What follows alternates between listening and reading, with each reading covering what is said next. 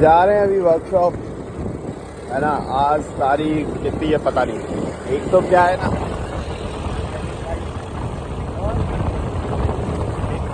Mechanic light ऐसी होती है कि याद नहीं रहता कि दिन कौन सा है, समय क्या हो रहा है, 12 घंटे का दिन कब पड़ता है। और हम उन खुशकिस्मत लोगों में से हैं कि हमें सुबह उठते हैं ना तो हमें काम की चिंता नहीं रहती, हमारे पास सुबह उठते साथ काम है, बहुत काम करा हम लोगों से। ये क्या है, मैंने कमाया 5 साल ईमानदारी से मेहनत करके।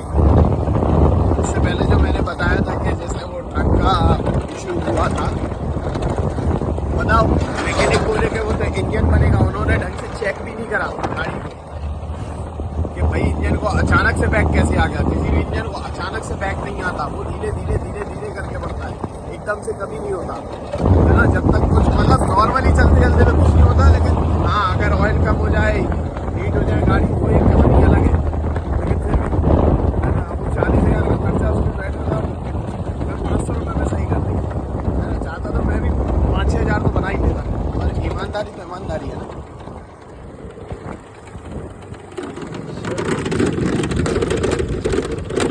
क्या झाड़ू लगा रहे? कहाँ झाड़ू कैसे पा रहा? तो झाड़ू लगाना कोई बुरी बात है क्या? साफ सफाई तो सबको चाहिए। गैस बुलवानी ना। ये कौन रख गया? ये कौन रख गया हगा मोता? तो जो हमारे पास क्या कर रहा है? वाइब्रेशन कर रहा, पत्तियां तोड़ रहा, दूसरी बना। तो वाइब्रेशन कर रहा हो, पत्तियां तोड़ रहा, दूसरी बना दो। वाइब्रेशन रोको पहले, वाइब्रेशन तो इंजन बना रहा ना, इंजन बनाएगा वाइब्रेशन। चश्मा लगाओ तो कौन सी वाली? कैसी? ये अब टाँके लगाते टाइम अगर आंखें फाड़ फाड़ के देखोगे तो दुखेगी ना। नहीं सुनो, नए बंदे को लग जाएगी, नए बंदे को लग जाएगी।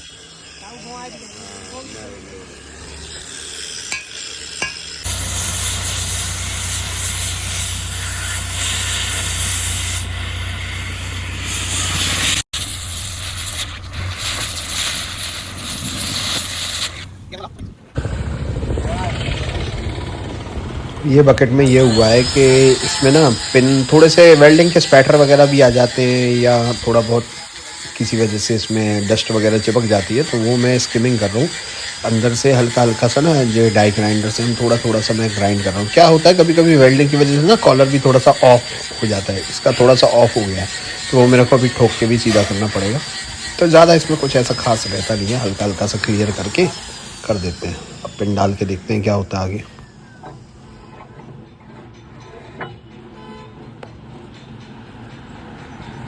बंद कर दे। नहीं चालू नहीं, तो मजा आएगा, तो हम वॉइस ओवर डाल दें।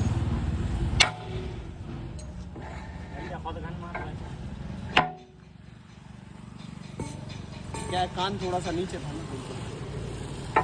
ठीक है, क्लियर, ठीक बा। बार बार सबको मैं यही बोलता रहता हूँ कि लेटेस्ट जो भी टेक्नोलॉजी, जो इक्विपमेंट्स आए हुए हैं उनका यूज़ करो। कि जैसे देखो ने सनी अभी पूरा ये गैस कटिंग का जो स्लैग है वो एयर हैमर से अलग कर रहा है। अब छहनी हथौड़ा लेके करते रहो साफ, उसमें बहुत समय लग जाता है, तो ऐसे फटाफट हो जाता है। हाँ किन में, हाँ ऐसे ही जाएंगे ना। जब अगला आदमी खर्चा ही नहीं करना चाह रहा तो मैं कैसे करूँगा? इनमें तो ठोक के जाएंगे। हाँ वो इनमें छोटे, ऊपर से रखो, लंबाई चेक करो, ऊपर से रख के लंबाई चेक, बस सही है, उस पर रखो। ये भी ठीक है, चल ये वाला उठाओ, ये इसमें डालो और लेके आओ ना बुश।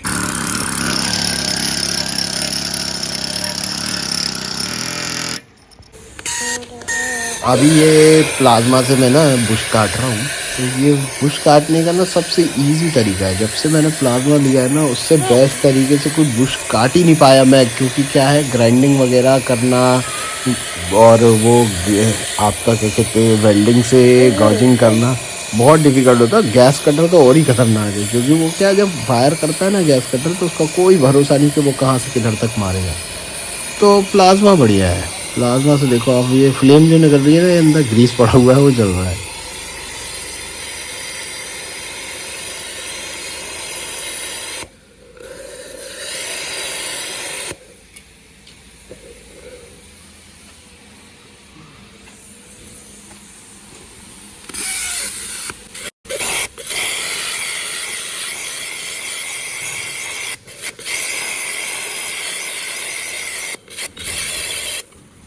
ये बंडी भाई हो गया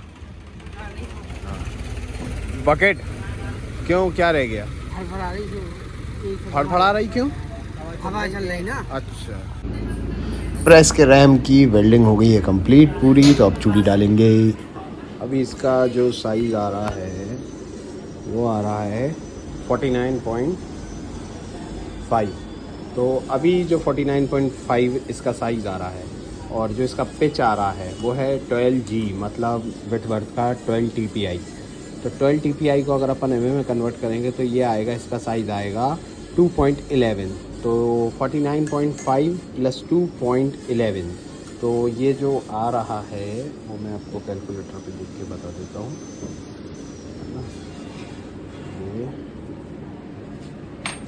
ये साइज़ जो आ रहा है 49.5 +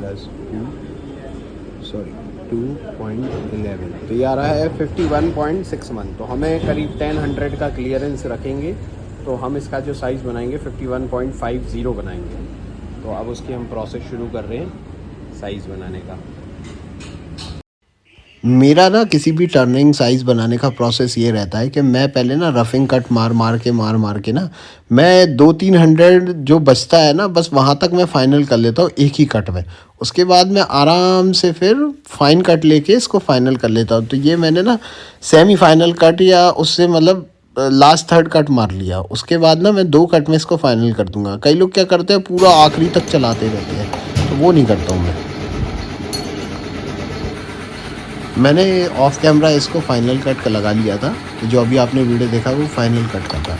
अभी मैं इसमें ना न्यूट्रल टिप का होल्डर लगा रहा हूँ, क्योंकि ना हर जॉब में चैम्फर होना ज़रूरी है। तो अभी मैं चैम्फर कर रहा हूँ, इससे टूल से चैम्फर करना बहुत आसान रहता है।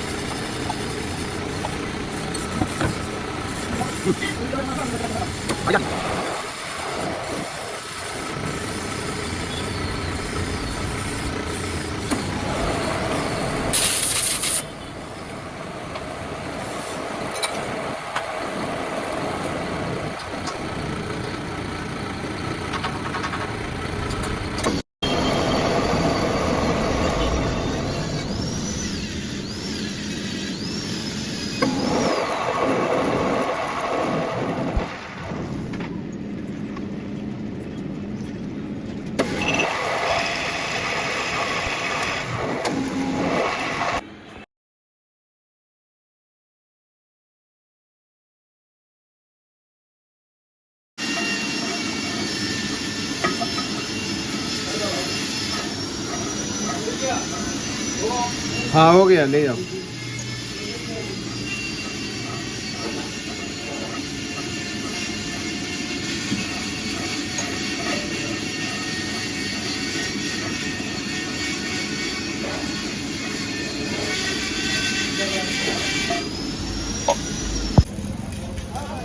एक 129 के 2 बस दे दियो, और बेगाए हैं होते हैं।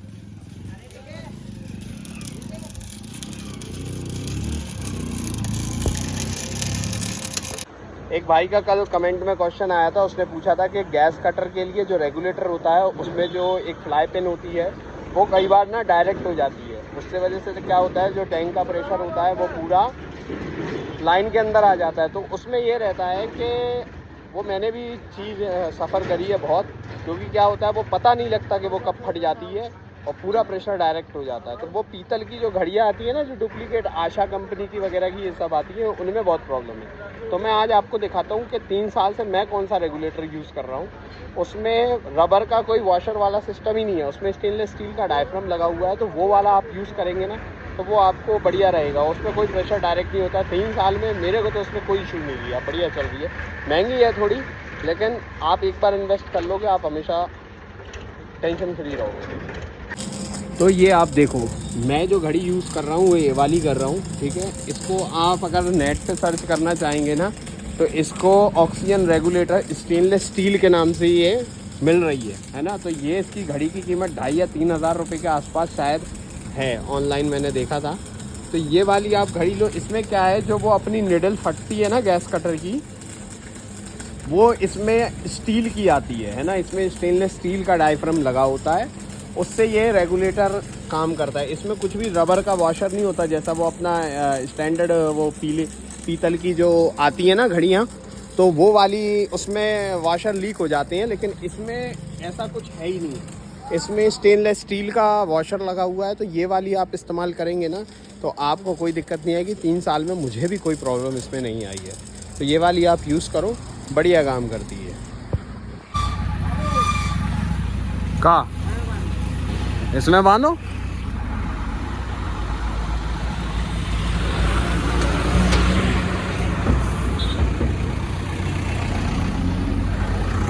ध्यान दो।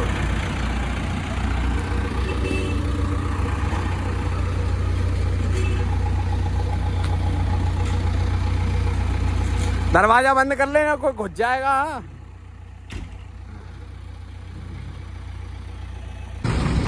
ये महिंद्रा वो पहली वाली है जिसका मैंने किर्लोस्कर इंजन लगाया था और इसका हाइड्रोलिक सिस्टम अपग्रेड किया। ये सबसे पहली वाली। Okay okay okay. अभी कहाँ और जाएगा। मोबाइल हम तो बंद करके सो देंगे। दिन रात मशीन की चल रही, पैसा हम कमा रहे।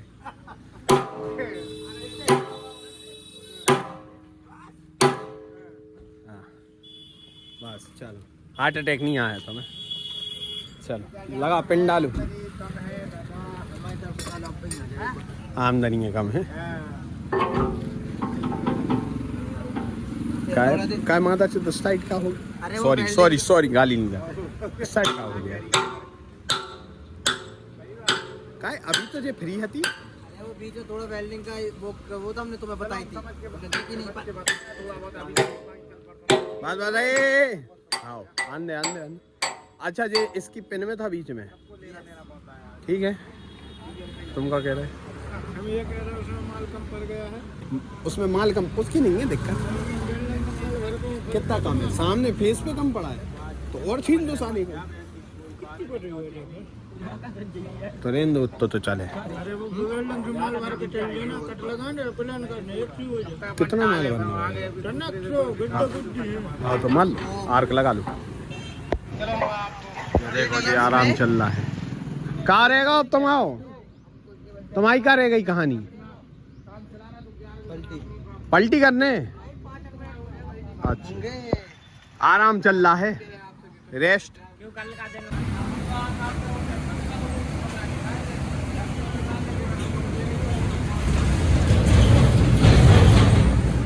कितनी टेढ़ी है? एक दो mm का रन आउट है। तो इधर बीच में से है टेढ़ी, और इधर तो बहुत बेजार टेढ़ी है। 1 2 2.5 इसको और सरका होता, उस वाले कोने को साइड सरका। जान दो बस।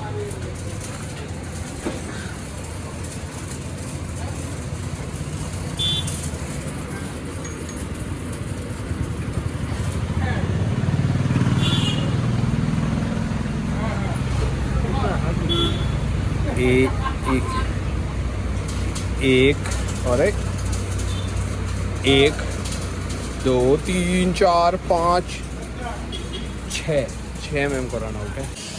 ये अभी हमारे पास ना एक ड्राई शाफ्ट आई है, इसके क्या हुआ था, इसके पीछे के खांचे मट गए थे दूसरी साइड वाली के। तो उसको बोला गया था ड्राइवर को कि ध्यान रखना, गाड़ी मालिक को भी बोला गया था कि अगर ये बोल्ट तोड़ रही है तो इसके ये खांचे ख़त्म हो गए हैं जिससे लॉक होके चलती है, तो बोल्ट तोड़ेगी तुम्हारी शाफ्ट गिर जाएगी। वो नहीं माने, बोल्ट टूट गए, शाफ्ट गिर गई। अब उनका इतना खर्चा हो गया, उनका 10-12 हज़ार रुपये का खर्चा हो गया। अभी ये पूरा पीस हमें नया बना रहे हैं। तो अब ये 3 पीस में बन रहा है, एक स्लिप योक, एक ड्राइव शाफ्ट का 3 इंच का पाइप, एक हाफ योक ये, एक नया क्रॉस और साथ में एक पीछे का नया क्रॉस होल्डर। जबकि उनका ख़राब सिर्फ ये था, ये बदल लेते उनकी शाफ्ट बच जाती। तो अभी कहानी ये है कि अब हम ये पूरा ड्राइव शाफ्ट इसका नया बना रहे हैं। हमारे ट्रैक्टर का इनको भी बहुत इंतज़ार है, इनकी मशीनें उठनी है ट्रैक्टर से। मैं जीप अपनी इसलिए बेच रहा हूँ क्योंकि ये अपग्रेड करना है मेरे को। तो अभी ये देखो, अभी ब्रेकर में नाइट्रोजन गैस डालनी है तो उसका सिलेंडर ये देखो पीछे बाहर निकला हुआ है। और अभी क्या है कि मैं घर आया था, घर आने में ये रहता है इसलिए आया था कि और जो एलपीजी का सिलेंडर उसका रेगुलेटर नहीं लग रहा था महीने ढंग से। अब किसी का फ़ोन आ गया। हाँ भाई, उसका वो चेक करो, स्टेनर डाल लो तो उसमें कहाँ निकला स्टेनर में। हाँ बदल लो। हाँ ठीक है। फिर अचानक चलत चलत में जाम हो गई। तो अब एक काम करो, आप स्टेबलाइजर लगा के उठा के जरा पिनियन घुमा के देखना। हाँ हाँ आओ आओ। हाँ तो फिर वो सोलेनॉइड फंस रहा है।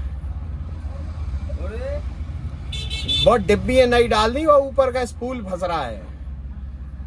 हाँ स्पूल फंस रहा है तो कैसे आगे पीछे होगी वो। हाँ फिर से साफ करो, उसमें कचरा आ रहा होगा, और कोई वजह नहीं है। हाँ स्टेनर में कुछ नहीं निकला ना, कचरा कुचरा। हाँ तो क्लच प्लेटें ठीक है, टॉर्क कन्वर्टर ठीक है, ठीक है ना। तो हाँ, तो अगर सोलेनॉइड मैग्नेट बना रही हैं उसके ऊपर खोलो स्पूल, उसको साफ़ करो, उसमें कचरा आ जाता है, उसको साफ़ करके लगाओ। अगर वो करने पे बन रही है बात तो ठीक है, नहीं तो फिर वो डिब्बी नई डालनी पड़ती है। हाँ वो कटाव बन जाता है उसमें एक बार, तो फिर बहुत दिक्कत करता है।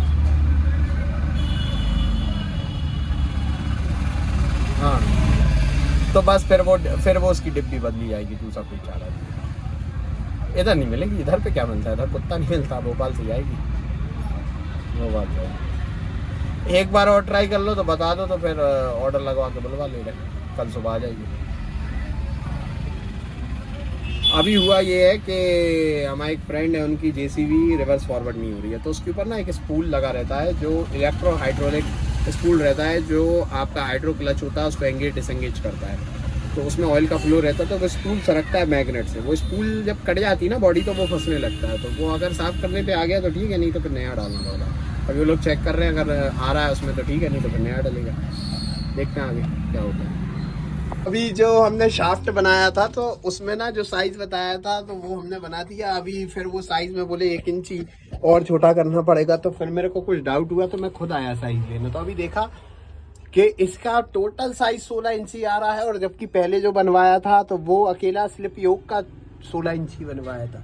तो अभी आके मैंने देखा कि इसका टोटल साइज ही 16 इंची है, तो वो चूक हो गई। अभी भी बोल रहे थे कि 1 इंच छोटा कर दो, जबकि शाफ्ट 4 इंच लंबी है ना, तो 4 इंची लंबी है। तो अभी ये गाड़ी के नीचे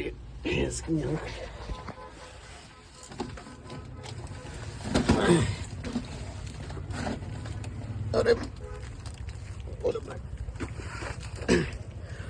चलो भाई, कन्फर्म है अपना 16 इंची है साइज। क्या एक बार डबल चेक करना ठीक रहता है, ये सब नाटकबाजी चलती रहती है।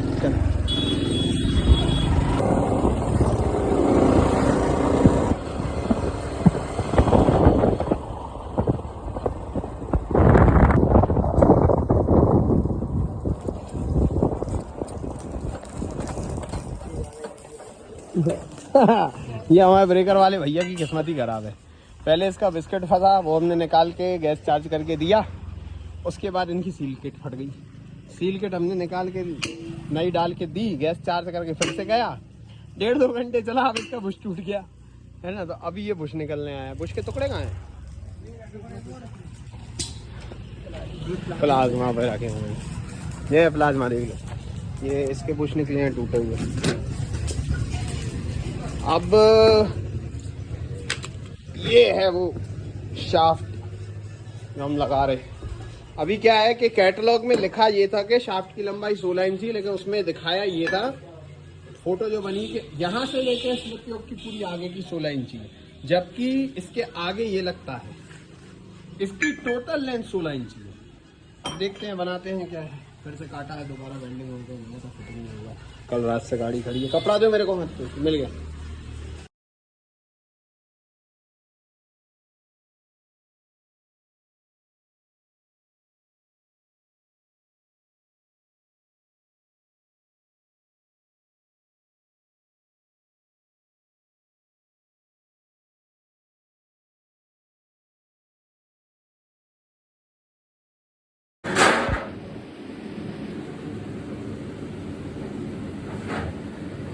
आज का क्लोज़र हो गया है ना। हमें तो ये लग रहा था मुझे कि ये ब्रेकर का हैमर चला गया, तो मेरे को तो कस्टमर के लिए भी बहुत बुरा लगने लगा था ऑलरेडी। जब वो पता लगा ना कि लोहे के टुकड़े टूटे हुए अंदर से निकले, तो फिर जब मैंने फ़ोटो बुलवाई ना उनकी, तो फिर मैंने कहा बच गए। कि जहाँ तक है कि ये बुश जो हैगा, अपर बुश है बॉडी का, वो टूटा। और जब बुलवाया ब्रेकर तो वाकई में बॉडी का ही टूटा। क्योंकि क्या हुआ, देखो कस्टमर का ऑलरेडी बहुत नुकसान हो गया है। क्योंकि इसका क्रशर मेरे पास अभी रखा ही हुआ है, इसका क्रशर भी बंद है, ठीक है। फिर अभी हार्ड फेसिंग होने आया था, तो फिर ये बिस्किट वगैरह निकालने में बहुत टाइम लग गया, उसमें टाइम लग गया। और उसके बाद फिर हमने जब ब्रेकर दे दिया, तो उसके बाद ना उसमें से ऑयल लीकेज हो गया, तो मतलब उसकी सील ख़राब हो गई। तो जब मेरे पास बिस्किट के लिए आया था, तो मैंने उसका हैमर बॉडी नहीं खोला था, लेकिन उसकी सील ख़राब हो गई। फिर आया ब्रेकर, फिर खोला, फिर उसकी सील डाल के दी, फिर गैस चार्ज करके दी, फिर गया, फिर चला, 1.5-2 घंटे चला, फिर रुक गया। बोले कि अब वो फायर नहीं कर रहा। फायरिंग बंद हुई, तो मैंने को लगा ऐसा ना हो कि हैमर टूट गया, पर हैमर नहीं टूटा, हैमर बच गया, बुश टूट गया, ठीक है। अब लेकिन फिर भी खर्चा है, लेकिन मेरे को ऑलरेडी उसके लिए तो बुरा लग ही रहा है, क्योंकि उसका क्रशर चालू नहीं हो पा रहा। ठीक है, होता है कभी कभी, समय ख़राब होता है। अब जैसे ये वाला जो था बकेट, इसकी हार्ड फेसिंग हो गई है कंप्लीट। आज शाम को इनका देने का वादा था, हमने कंप्लीट करके रख दिया है। उनको ले जाना है वो ले जाएं, उनको जब मर्ज़ी हो वो तब लेके जाएं। हमारी तरफ से 4 दिन में बकेट रेडी है। तो ये हार्ड फेसिंग का करते हैं जो तरीका, हार्ड फेसिंग हमारा करने का, कि हम यहाँ से पूरा एक्सल ये मोड़ते हैं, पूरा कमानी के इसमें पार्टी वगैरह सब लगाते हैं, रेडी करते हैं, बढ़िया हार्ड फेसिंग करके देते हैं। पत्थर में अगर मॉडरेट पत्थर है, ज़्यादा सैंडस्टोन नहीं है, तो 2 साल बहुत आराम से चल जाता है। आज का क्लोजर हो गया। आज तारीख है, 1 मिनट में देख लेता हूँ आज कितनी तारीख है। आज है 24 फरवरी। 24 फरवरी का आज का क्लोजर हो गया। नाइट्रोजन का नया सिलेंडर आ गया है, तो इसलिए मैं अपनी थार को बेच रहा हूँ। 3 लाख रुपए मैंने उसका प्राइस रखा। अगर किसी को चाहिए हो तो ठीक है, और नहीं चाहिए हो तो फिर मैं उसके लिए रेस के लिए मॉडिफाई कर दूँगा, कोई दिक्कत नहीं है। मैडम खड़ी ना, इनने दरवाज़ा तोड़ दिया। इनको मना करता था कि पूरे दोनों सॉकेट में लगाया करो।